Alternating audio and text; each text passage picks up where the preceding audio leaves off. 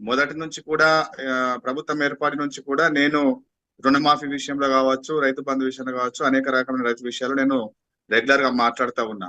గతంలో అంటే ఇవాళ ఆగస్టు 15 తారీఖు వరకు మేము మాఫీ చేస్తామనేది ఎంత ధైర్యంగా చెప్తున్నాడు అంటే ఆయనకు విజన్ ఉంది, చేస్తాడనేటువంటి క్లారిటీ ఉంది. ఎందుకు ఉంది అని అంటే ఇప్పుడు గత కాంగ్రెస్ పాలనలో గతంలో 10 years బ్యాక్ రాజశేఖర రెడ్డి గారు చేసినప్పుడు కూడా బ్యాంక్ గ్యారంటీ ఇచ్చి రైతులకు ఎట్ ఎ టైం మాఫీ చేసినటువంటి పరిస్థితి మనం చూసినాం.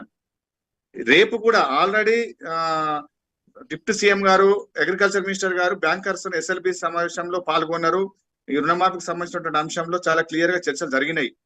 బ్యాంకు గ్యారంటీ ఇచ్చేసి రైతులకు ఒకేసారి మాఫీ చేయడానికి ఒక అవకాశం ఉంటుంది. ఆ దిశగా ప్రభుత్వం ప్రయత్నం చేస్తుంది. అది ఖచ్చితంగా రుణమాఫీ అవుతారని చెప్పేసి నాకు నమ్మకం ఉంది. ఆ గ్యారంటీ తోటే ముఖ్యమంత్రి చెప్పడం జరిగింది. ఇప్పుడు ఇక్కడ ఎలక్షన్ దృష్టిలో పెట్టుకొని దీని మీద ఒకరి మీద ఒక స్టేట్మెంట్లు ఇచ్చుకోవడం అనేది వేరే అంశం. కానీ చాలా స్పష్టంగా ఆగస్టు వరకు మాఫీ చేస్తామని చెప్పేసి చెప్పడం అంటే కూడా గత 10 సంవత్సరాలు ఇక్కడ కూడా చెప్పలేరు. మేము ఇంతవరకు మాఫీ చేస్తామని చెప్పేసి గడిచిన 10 సంవత్సరాల్లో చెప్పినటువంటి పరిస్థితి లేదు. గతంలో లాస్ట్ 5 సంవత్సరాలలో లాస్ట్ 5 సంవత్సరాలు ఎప్పుడు మాఫీ చేశారండి?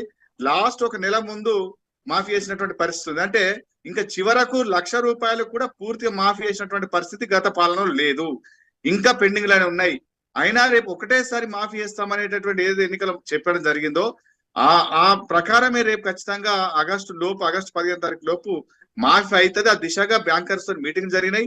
ఆ దిశగా ప్రభుత్వం చర్యలు చేపడుతుంది. ఖచ్చితంగా మాఫీ చేస్తారు. అంటే ₹1,00,000 సాధ్యం కాలేదు, 2 లక్షలు ఎక్కడ సాధ్యమవుతుంది ఒక ప్రశ్న. రెండవది, అసలు రాష్ట్ర ఖజానా అంతా ఖాళీ అయిపోయింది. దాదాపు 6,70,000 కోట్లు 7,00,000 కోట్ల రూపాయలు అప్పులు చేశారు. అసలు పరిపాలన నడపడమే కష్టంగా ఉంది. ఇంకా దానికి తోడు 1,00,000కు 2 లక్షలు డబుల్ చేస్తే దాదాపు తెలంగాణ రాష్ట్రంలో ఇంతమంది లక్షలాది మంది రైతులకు రుణమాఫీ